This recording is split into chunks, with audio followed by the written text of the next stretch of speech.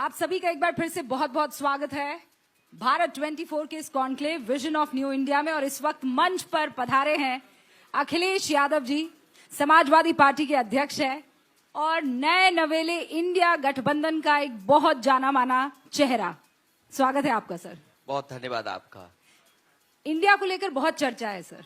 कोई कह रहा है I.N.D.I.A, कोई कह रहा है इंडिया।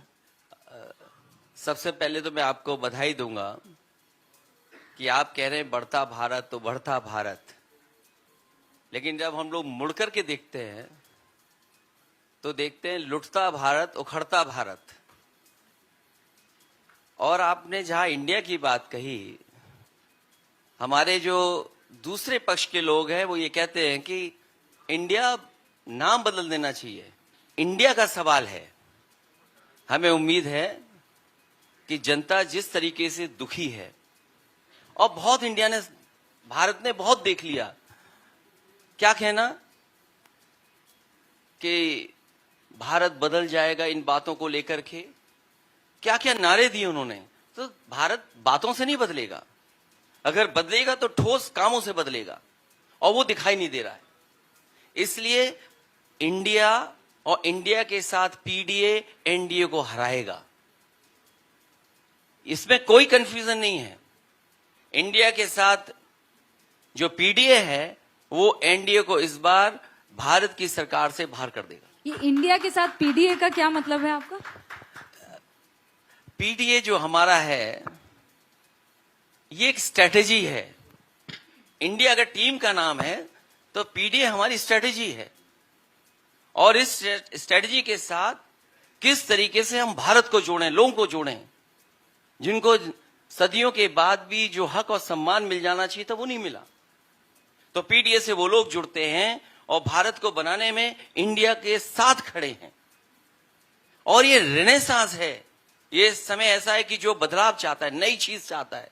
तो मुझे उम्मीद है कि इंडिया का साथ पीडीए का और एनडीए हारेगा, भारतीय जनता पार्टी हारेगी। 80 हराओ, भारतीय जनता पार्टी हटाओ का नारा उत्तर प्रदेश ने दिया है। अभी कुछ देर पहले आपने बकायदा ट्वीट भी किया था इस पर। आपने अपनी कोई पुरानी एक बिल्डिंग है जिसका अभी तक इनॉग्रेशन नहीं हुआ है, उसकी फोटो चस्पा की और आपने कहा 80 हराओ और भाजपा हटाओ। देखिए, हमारी इस देश की जो पहचान है वो हमारी सकारात्मक चीजों से पहचान बनती है। भारत की पहचान प्रेम के संदेश से है, करुणा के संदेश से है, भाईचारा के संदेश से है। हिंदू मुस्लिम एकता ये हमारी पहचान है, गंगा जमुनी हमारी पहचान है। लेकिन भारतीय जनता पार्टी ने इधर नकारात्मक राजनीति को अपनी पहचान बनाई है, और वो केवल एक उदाहरण है। मैं ऐसे कई उदाहरण दे सकता हूं जो भारतीय जनता पार्टी में और उनकी सरकार में नकारात्मक फैसले हैं। सोचिए, वो बिल्डिंग कोई बिल्डिंग नहीं है, वो एक समय को याद दिला रहा है। जेपी मूवमेंट कांग्रेस के खिलाफ उस जमाने में संपूर्ण क्रांति का नारा, और उनके नाम पे बना है। ये समाजवादियों की एक लेगेसी है, उसकी पहचान जेपीनाइसी है।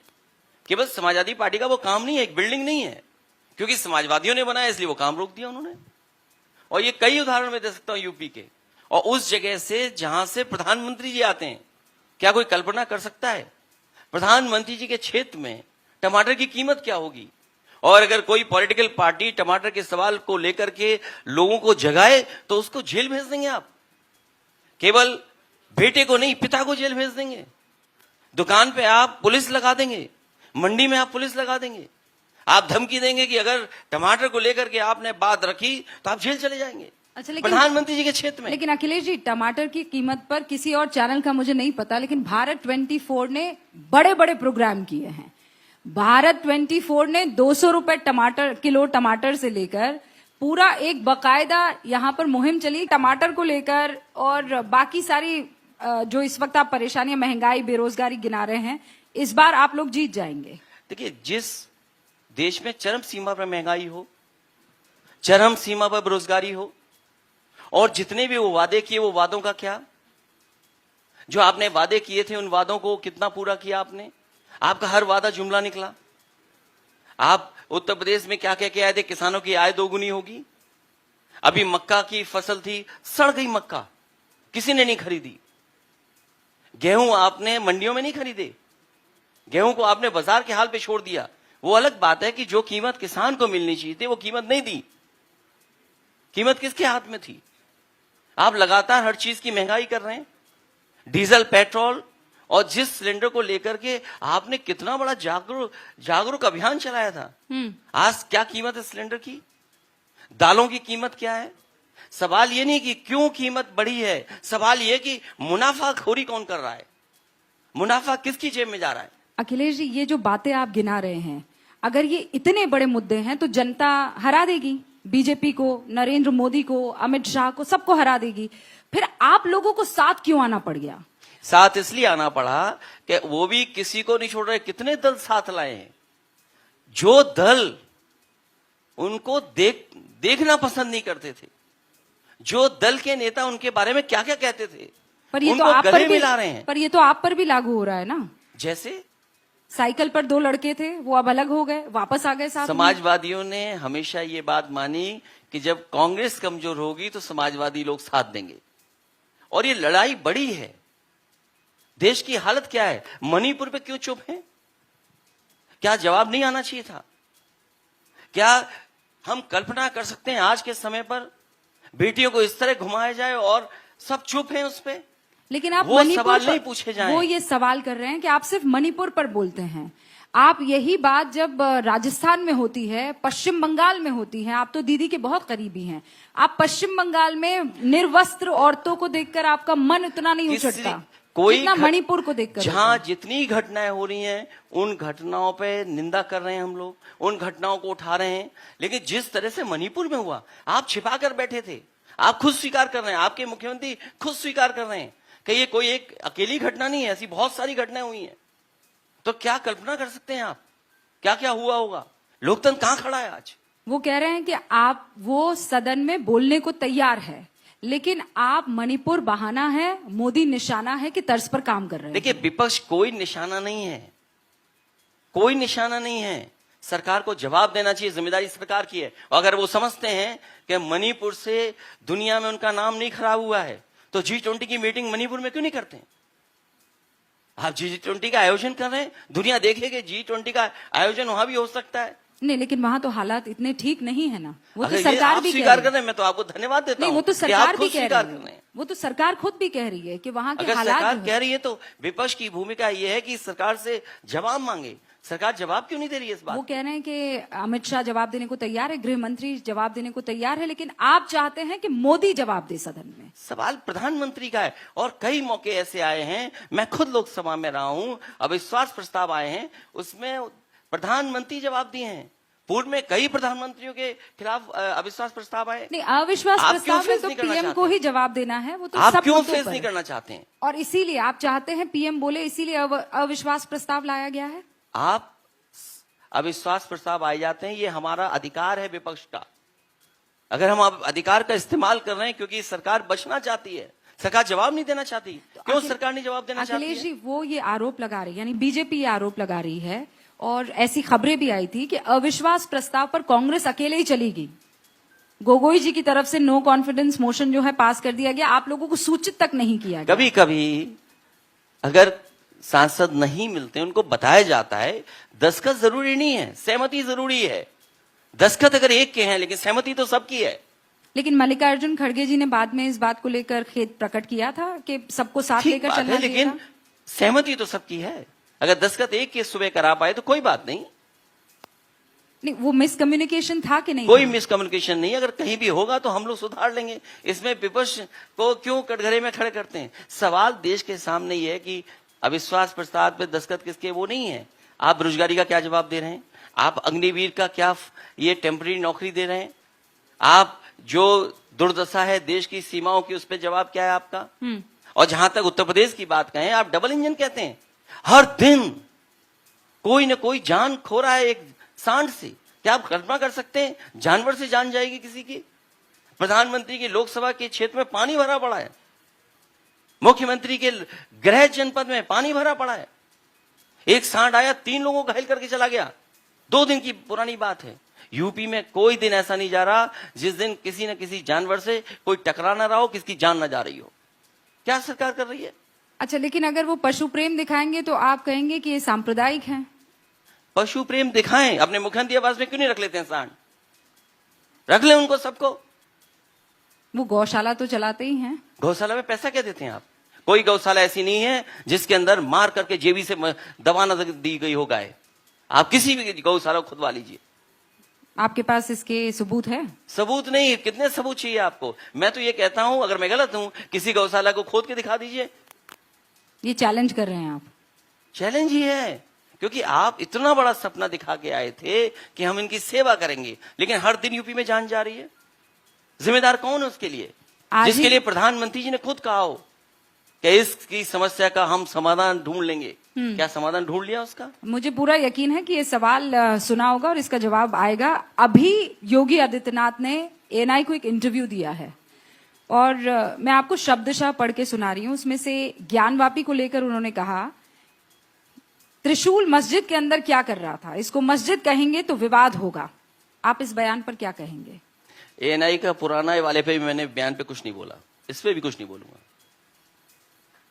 No comments. उनके पुराने वाले एएनआई के भी इंटरव्यू में कुछ नहीं बोला, इस पे भी कुछ नहीं बोल रहा हूँ। लेकिन आप तो उनको लगातार अटैक करते रहते हैं। ज्ञानवापी पर आप कुछ नहीं बोलेंगे कि इनके इस बयान पर कुछ नहीं? आप उनसे पूछिए, प्रदेश के नौजवान आपसे नौकरी चाहते हैं, एम्प्लॉयमेंट रेट, अनएम्प्लॉयमेंट, आपको क्या आंकड़े देने हैं? वो कहते हैं 100 में केवल 4 बच्चे बेरोजगार हैं। कौन इस बात का भरोसा करेगा? आपने इन्वेस्टमेंट मीट की, आपने प्रधानमंत्री बुलाए, राष्ट्रपति जी बुलाए, पूरे देश को बताया कि हमने इतने लाख करोड़ का एमओयू कर दिया। आपने पहले इन्वेस्टमेंट मीट की, डिफेंस एक्सपो किया आपने, फिर इन्वेस्टमेंट मीट की। विपक्ष ये जानना चाहता है, उत्तर प्रदेश की जनता ये जानना चाहती कि जमीन पर क्या आया है। क्या जमीन पर वो सब चीजें आ गई? इस सवाल का जवाब उनके पास नहीं है। बीजेपी के लोगों ने कहा और देश के प्रधानमंत्री ने कहा, ये बुंदेलखंड में मिसाइल बनेगी, यहां पर फैक्ट्री लगेगी गोलों की। 9 साल हो गए दिल्ली की सरकार के, यूपी के 7 साल के सरकार के हो जाएंगे, कहां है जमीन पर वो? देश के प्रधानमंत्री ने बुंदेलखंड एक्सप्रेसवे का उद्घाटन किया। अभी 1 हफ्ते पहले मैं गया उस एक्सप्रेसवे पर, पूरा खुदा पड़ा है। जो राइडिंग क्वालिटी है आप कल्पना नहीं कर सकते। आपने जो पैसा और जो सपना दिखाया और देश के प्रधानमंत्री ने उद्घाटन किया, आज भी उस पे डामर लग रहा है, आज भी ठीक हो आपकी बातों से ये लग रहा है अखिलेश जी कि आप कह रहे हैं मुद्दे ये होने चाहिए, ज्ञानवापी हिंदू मुसलमान मुद्दा नहीं होना चाहिए, नफरत की राजनीति नहीं होनी चाहिए, बंटवारे की राजनीति नहीं होनी चाहिए। जिस लिए जनता ने आपको चुन करके भेजा है उस पे आप बहस क्यों नहीं कर रहे हैं? अरे बुंदेलखंड एक्सप्रेसवे कोई मामूली एक्सप्रेसवे नहीं है, नहीं, पूर्वांचल एक्सप्रेसवे कोई मामूली एक्सप्रेसवे नहीं है। जो लोग ये कहते थे कि भ्रष्टाचार हो रहा है, क्या आप कल्पना कर सकते हैं कि 90 किलोमीटर की सड़क, 90 किलोमीटर का जो लिंक एक्सप्रेसवे बना रहे हैं वो 6000 करोड़ का बना रहे हैं? क्या ये गोरख धंधा नहीं है? वो कहते हैं आपने अपने टाइम पर इसी तरीके के घपले किए थे, चाहे वो किसने रोका है? रिपोर्ट आ गई है, वो जितने मानक होते हैं मानक से अच्छे निकला उसका। वो क्यों घोटाला बोल रहे हैं? क्यों बोल रहे हैं? क्यों? इसलिए बोल रहे हैं, मैं आज भी दावा करता हूं यहां बैठ करके कि देश का सबसे अच्छा एक्सप्रेसवे अगर कोई है तो वो आगरा लखनऊ एक्सप्रेसवे है, जो समाजवादियों ने बनाया था। और जो डिजाइन, जो टेक्निकल स्पेसिफिकेशंस थे, जिस तरीके से उसको बनाया गया, वो आज एनएचएआई कॉपी कर रहा है और उतनी कॉपी नहीं कर पा रहा है जितनी कॉपी करनी चाहिए थी उसको। नहीं तो अच्छे काम की तो तारीफ होनी चाहिए ना अखिलेश जी। और आपने देश के प्रधानमंत्री जी उस हाईवे पे उतरे थे जो समाजवादियों का डिजाइंड एक्सप्रेसवे था। समाजवादियों ने अगर डिजाइन नहीं किया होता तो हरक्यूलिस जैसा सबसे बड़ा विमान वो सड़क पर नहीं उतर सकता था। अच्छा, एक आपने तो वो बात खुद का क्यों नहीं बनाया, वहां उतर जाते। तो वो तो बता रहे हैं कि हमने पूरे उत्तर प्रदेश को दिल्ली से जोड़ दिया है। मेरठ में आप 2 घंटे में आ जाते हैं, दिल्ली से मेरठ जो है। बहुत पुराना था, ठीक है, काम होता है, क्यों नहीं होता है काम? तो इसकी तो आप तारीफ करेंगे ना? हमारा भी तारीफ करिए आप। नहीं, आपकी तो तारीफ करेंगे। करप्शन का है, हाँ, वो आप पर आरोप लगा रहे हैं। तो हम तो कह रहे हैं खुली आंखों से देखो, सड़क आज भी नहीं बन पाई उनकी। वो जब आरोप लगाते तो गोमती रिवर फ्रंट का जिक्र करते हैं। देखिए, गोमती रिवर फ्रंट तो इसलिए बुरा कहते हैं वो, क्योंकि देश के साबरमती एक्सप्रेसवे से अच्छा, वो साबरमती का जो रिवर फ्रंट बना है उससे बेटर रिवर फ्रंट है। आज भी आप उस पे जाकर के देखें तो शहर के अंदर सबसे बेहतरीन रिवर फ्रंट अगर कोई है तो वो है। और मैं आज कहता हूं आपसे, किसी भी शहर में अगर आपको नदी साफ बहानी है तो आपको वही मॉडल अपनाना पड़ेगा जो समाजवादियों ने लखनऊ में बनाया है, गोमती रिवर फ्रंट। तो फिर और आप क्या कर रहे हैं? तो फिर ईडी, सीबीआई, इनकम टैक्स, क्या है ये आपकी संस्थाएं हैं। इनसे अखिलेश यादव क्या हुआ है को आपने? इनसे अखिलेश यादव को डर लगता है? मुझे कोई डर नहीं लगता। इनकम टैक्स, मुझे कोई डर नहीं लगता। हम सीबीआई में 30 साल रहे कांग्रेस के जमाने से। पीडीए एनडीए को हराएगा, 80 हारेंगे बीजेपी। पर ये पीडीए तो आपका है ना, उन लोगों ने थोड़ी माना है। मल्लिकार्जुन खड़गे ने मान लिया है, राहुल गांधी ने मान लिया जाति है, जनगणना मानने लगे, सामाजिक न्याय मानने लगे, और क्या चाहिए? आपकी बात मान ली है उन्होंने। हमारी बात माने ना माने, ये स्वीकार करें ना करें, ये लड़ाई बहुत पुरानी है, इंडिया पीडीए हजारों आप साल कहेंगे। पुरानी है। यही रास्ता है, ये हमारा पार्ट ऑफ स्ट्रेटेजी है। क्या पीडीए ही जिताएगा? पीडीए ही एनडीए को हराएगा? पीडीए वो बोल रहे हैं इंडिया, आप बोल रहे हैं पीडीए। आप लोगों की सहमति इंडिया है हमारा कि नहीं टीम है? का नाम है। हाँ, तो फिर पीडीए क्या है? टीम है वो हमारी इंडिया है। हाँ, जो स्ट्रेटेजी है वो पीडीए है। इसमें क्या दिक्कत है? तो ये बात आप ही कह रहे हैं, कोई और तो कह नहीं रहा है। तो यूपी में तो हारेंगे 80 में 80। तो इसका मतलब संयोजक आप है, संयोजक आप है इसका मतलब। क्यों नहीं, 80 में 80 हारेंगे। हाँ, तो 80 में हराने वाला संयोजक हुआ ना, फिर सबसे ज्यादा सीटें हराने वाला संयोजक हुआ। हमारे साथ जो दल हैं उन दलों को लेकर के आने वाले समय में आप देखेंगे यही परिणाम आएगा। हाँ, तो आप लीडर हुए कि नहीं हुए इंडिया के? फिर मैं लीडर हूँ, उसका एक पार्ट हूँ टीम का। उस टीम का लीडर कौन है? लीडर सब हैं। या आप लीडर हैं कि नहीं है नहीं, इंडिया मैं के? लीडर हूँ, अपने यूपी में लीडर हूँ मैं, और जहाँ हमारी पार्टी है उसका लीडर हूँ मैं। और हम साथ लेके चल रहे हैं सबको, इसमें क्या दिक्कत है? अरे साथ तो लेकर हम चल सबको सकते हैं स्पेस दे रहे अखिलेश हैं, हम जी, सबको साथ ले रहे हैं। लेकिन कौन? मतलब देखिए एक बीजेपी तो क्या चेहरा कहती है? देंगे ना। बीजेपी क्या कहती है? सबका साथ सबका विकास। सबके साथ में गैर बराबरी नहीं खत्म हो रही है क्या? सबके साथ कहने से गैर बराबरी खत्म हो रही है? हमारी लड़ाई गैर बराबरी से है। जो लोहिया जी ने सिद्धांत दिया, जो नेताजी ने सिद्धांत दिया, जो जेपी का सिद्धांत है, जो देश की जरूरत है, वो हमारा सिद्धांत है। इसलिए हम उस लड़ाई को लड़ रहे हैं, और उस लड़ाई से कोई नहीं भाग सकता। कोई हो लीडर उस लड़ाई से नहीं भाग सकता। अच्छा, आप संयोजक नहीं बता रहे हैं, प्रधानमंत्री कौन हो सकता है? अरे ये हम बता तो इतनी दीजिए ना। चॉइस है। आपको महिला चाहिए, महिला पीएम बनेगा। यंग चाहिए, यंग मिलेगा। बुजुर्ग चाहिए, बुजुर्ग मिलेगा। आपको जाति के हिसाब से चाहिए तो जाति के हिसाब से मिलेगा। आपको अगड़ा चाहिए तो अगड़ा है, पिछड़ा तो पिछड़ा है, अखिलेश दलित तो जी, दलित है। आपको कौन सा चाहिए बताइए? बीजेपी पे कोई चॉइस नहीं है। बीजेपी ये कह रही है ये प्रधानमंत्री का चुनाव है, डिपार्टमेंटल स्टोर पे शॉपिंग थोड़ी करने जा रहे हैं। बीजेपी ये चाहिए तो ये मिलेगा, ये चाहिए तो ये मिलेगा, वो चाहिए तो बोल रहे प्रधानमंत्री की बात है। देखिए बीजेपी को ये नहीं समझना चाहिए कि मार्केटिंग से चुनाव जीत सकते हो, आप इवेंट से चुनाव जीत सकते हो। मां गंगा को क्या कहा था आपने कि मां गंगा को हम साफ कर देंगे? आज बताओ बीओडी क्या है, सीओडी क्या है, डिजॉल्व ऑक्सीजन क्या है? क्या जवाब है बीजेपी के पास? क्या जवाब है उनके पास? जवाब उनके पास? अच्छा, एक बार के लिए बीजेपी तो के पास कोई जवाब नहीं। ये डिपार्टमेंट स्टोर की बात नहीं है। हाँ, सवाल सिद्धांत का है, सवाल कार्यक्रम का है। अगर बीजेपी इसको इस तरीके से ले रही है तो इसका मतलब हार के करीब है, वो लोग हारने जा रहे हैं इस बार। तो हार का विजन ही तो वो पूछ रहे हैं ना कि कौन है भाई हारने के लिए, कौन किसको? अखिलेश जी के चेहरे पर मान लीजिए वोट आ जाएगा, ममता जी के चेहरे पर कोई एक आदमी होगा ना जो बांध कर चलेगा। मुख्यमंत्री कौन होगा? आप जीत गए तो। अब प्रधानमंत्री, माफ कीजिएगा, प्रधानमंत्री कौन होगा? 9 साल हो गए, 10 साल हो गए लगभग। हाँ, आपके पास कोई चॉइस नहीं है। नोटबंदी आपकी फेलियर थी। आपने कहा कि 2000 रुपए में चिप लगा हुआ है। अरे मैं तो कहता हूं ना, आपने ड्रोन खरीद लिए हैं, आप ड्रोन से चिप क्यों नहीं ढूंढते हो? आप चिप लगी हुई ना 2000 में, ढूंढते क्यों नहीं आप? अखिलेश जी चिप नहीं ढूंढ रहे, हम अभी प्रधानमंत्री ढूंढ रहे हैं। जो सरकार फेल हो गई हो, हाँ, जिस सरकार के हर फैसला फेल हो गया हो। जीएसटी क्या है?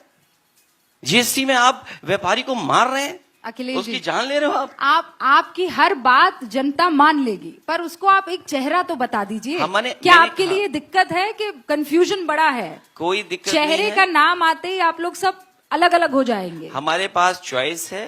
कौन? सब, कोई भी। आपको यंग चाहिए तो यंग है, बुरा बुजुर्ग चाहिए तो बुजुर्ग है, महिला चाहिए तो महिला है। आप पे चॉइस है, उनके पास क्या चॉइस है? अच्छा नोटबंदी फेलियर, अच्छा ठीक है अनएम्प्लॉयमेंट अखिलेश जी, मैं सवाल तो उनके पास चॉइस क्या है? नहीं, मैं सवाल बदल रही हूँ। उनके पास चॉइस है कोई? नहीं, आपकी पसंद का प्रधानमंत्री कौन है? उसी में जोड़ दूं नहीं मैं। अखिलेश जी, आपकी पसंद का प्रधानमंत्री कौन है? आपको महिला चाहिए? मुझे तो वो पसंद जो आपको प्रधानमंत्री बुजुर्ग बनेगा वो चाहिए? हमारी पसंद। हाँ तो कौन? जो प्रधानमंत्री बनेगा वो आपको हमारी यंग पसंद। पसंद है? आपको यंग पसंद है? मुझे सब पसंद है। आपको बुजुर्ग पसंद है? जब गिनती आ जाएगी उसके बाद पसंद आपको अपने आप साड़ी सामने आ वाली जाएगी। पसंद है? गिनती से पसंद बनेगी। आपको टोपी वाले पसंद है? मुझे सब पसंद है। लाल टोपी वाले प्रधानमंत्री पसंद है? देखिए लाल रंग तो सबसे अच्छा है। हाँ। यार मुलायम सिंह यादव जी, एक दफा ये था कि देश के प्रधानमंत्री कि बस उस सीढ़ियों को चूमने के बहुत नजदीक थे, पर रक्षा मंत्री वो बने। क्या अखिलेश यादव उस सपने को पूरा करेंगे? मैं सवाल बदल रही हूँ। हाँ अखिलेश जी, मैं ये नहीं कहता हूं कि कौन बनेगा, लेकिन ये सच है कि यूपी प्रधानमंत्री बनाता है और हमारे पास चॉइस है। आप भविष्य में नाम भी देखेंगे और किसको बनना है वो भी आपके सामने आ जाएगा और संयोजक मुंबई में तय हो जाएगा। मुझे नहीं पता, लेकिन मुझे ये पता है कि उत्तर प्रदेश और जहां समाजवादी पार्टी है उसमें भारतीय जनता पार्टी को हराना है। आप बहुत बड़े बड़े इशारे कर रहे हो, वो हमको समझ में आ रहा है। अब बीजेपी की तकलीफ क्या है? जो उनके डब्बे थे वो इंजन समझ रहे हैं, तो उस पर तो आप बात नहीं करेंगे। नहीं बिल्कुल, आप अगर चॉइस है तो वहां भी तो कई लोग घूम रहे हैं कि हम भी प्रधानमंत्री बन नहीं, जाएं। वहां तो एक ही है सर। ये आप कह रहे हैं ना? नहीं, वो खुद भी कह रहे हैं। नहीं, ऐसा कुछ नहीं है। अच्छा, हमने आप तो बताइए कहा फिर ना कौन? आपसे कि जो लोग डब्बे थे वो इंजन समझ रहे हैं अपने आप को। आप पता करिए, जानकारी करिए बीजेपी का। क्या वहां किसी का सपना नहीं है क्या? वहां भी हो सकता है लोगों का सपना हो, पर ये डब्बा कहीं यूपी से निकलकर तो वहां नहीं जुड़ा हो है। सकता है, कोई बड़ी बात नहीं है। ये मैं नहीं कह रहा हूं, ये आप कह रहे नहीं, हैं। आप कह रहे हैं भाई, मैं तो आपसे मैंने तो सवाल ये पूछ कहा रही कि हूँ। कोई डब्बा वो इंजन समझ रहा है। मैं तो आपसे सवाल पूछ रही हूँ कि जिस डब्बे का आप सोचिए जिक्र कर रहे यूपी हैं, में, वो अगर डब्बा यूपी में कौन? बात आ गई तो आप यूपी समझ लीजिए, अभी तक कोई डीजीपी नहीं है परमानेंट। सोचिए आप, कोई प्रदेश है देश में जहां पर कार्यकारी डीजीपी बनता हो, कार्यकारी डीजीपी, और झूठे मुकदमे लगाए जाते हो, लोगों को जेल भेजा जाता हो। आप इन सब मसलों पर बात करेंगे, पर आप ज्ञानवापी पर और स्वामी प्रसाद मौर्य पर बात नहीं करेंगे। क्यों नहीं करेंगे?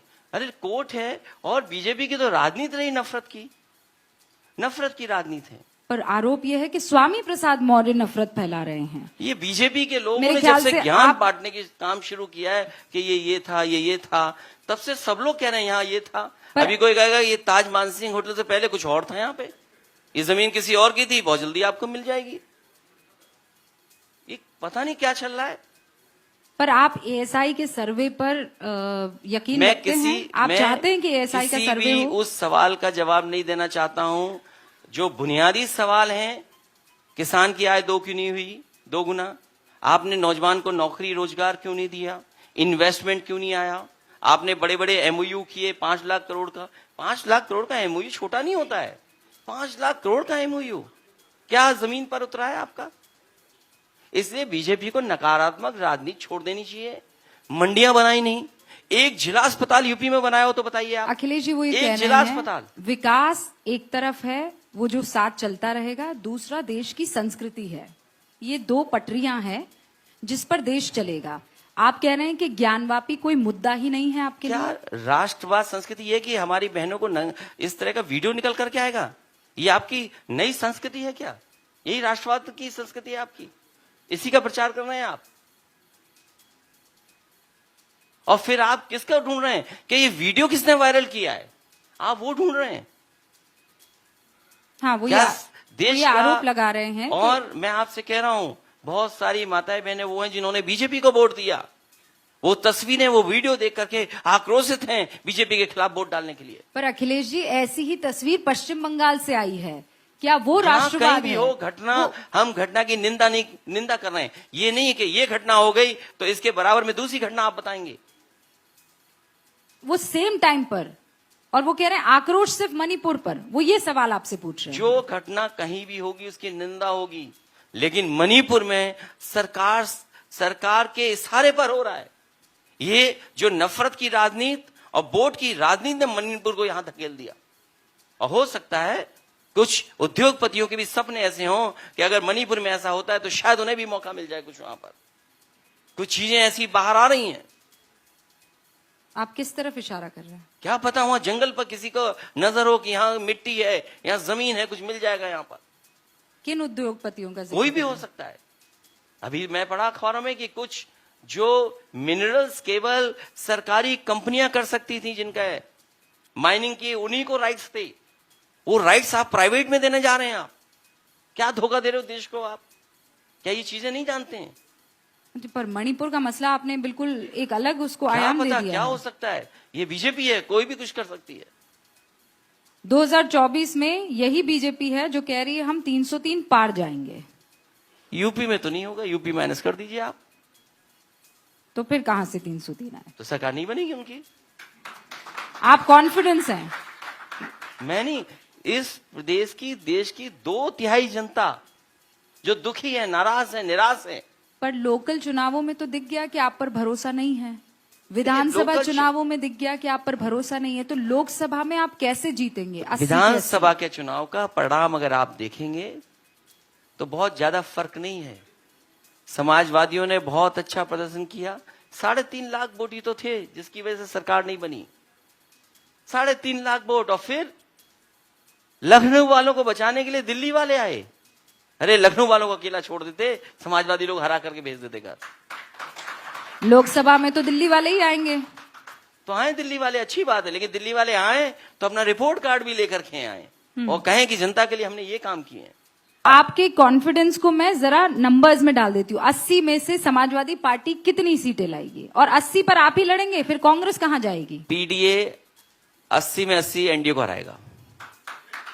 और उसमें कितनी सीटों पर आप लड़ेंगे? कांग्रेस वो कितने पे हम लोग तय लड़ेगी? कर लेंगे, वो कोई बड़ा मसला नहीं है। मैंने अलायंस बहुजन समाज पार्टी से भी किया है, मैंने अलायंस कांग्रेस पार्टी के साथ भी किया है, मैंने अलायंस छोटे दलों को भी साथ लाने का काम किया है। मुझे नहीं लगता है कि सीटों का बंटवारा और सीटों के बांटने से कोई फर्क पड़ने जा रहा है। आप यकीन से ये कह सकते हैं, क्योंकि आप और कांग्रेस की तब भी नहीं छनी थी, मायावती जी के साथ तब भी आपकी नहीं छनी थी। आपको लगता है future is going to be bright? देखिए, ये हमारा अलायंस जो बहुजन समाज पार्टी के साथ था, उसमें भी देश में इसी अलायंस ने सीटें हराई थी। और इस बार हम लोगों ने संगठन और अपने जो कार्यकर्ता और जिस तरीके से काम करना शुरू किया, हमें उम्मीद है कि समाजवादी पार्टी और अन्य दलों को साथ लेकर के भारतीय जनता पार्टी को इस बार उत्तर प्रदेश से हराएंगे। All the best to you Akhilesh ji. Thank you so much. बहुत बहुत शुक्रिया हमसे बातचीत करने के लिए।